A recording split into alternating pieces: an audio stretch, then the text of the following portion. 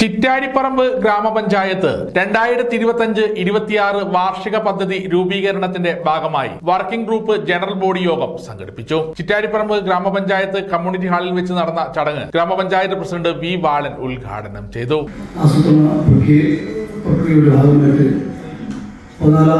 പഞ്ചവത്സര പദ്ധതിയുടെ 4ാമത് വാർഷിക പദ്ധതിയാണ് ഈ വർഷം 2025-24 വർഷത്തെ പദ്ധതിയായിട്ട് നാം ചർച്ച ചെയ്യുന്നത്. ഭരണസമിതിയുടെ 5ാമത് വർക്കിംഗ് ഗ്രൂപ്പ് അതുപോലെ തന്നെ പദ്ധതിയാണ് ഇപ്പോൾ നാം ആലോചിക്കുന്നത്.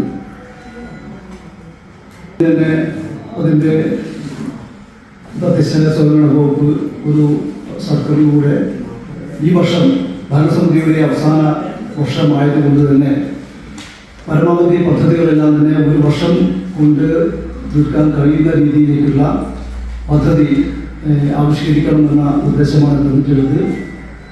അത് ഉൽപാദന മേഖലയിലായാലും സേവന മേഖലയിലായാലും ചില പ്രയാസങ്ങൾ ചിലപ്പോൾ പശ്ചാത്തല മേഖലയിൽ ഉണ്ടായിരുന്നു. ചടങ്ങിൽ പഞ്ചായത്ത് വൈസ് പ്രസിഡന്റ് സിജ രാജീവൻ അധ്യക്ഷത വഹിച്ചു.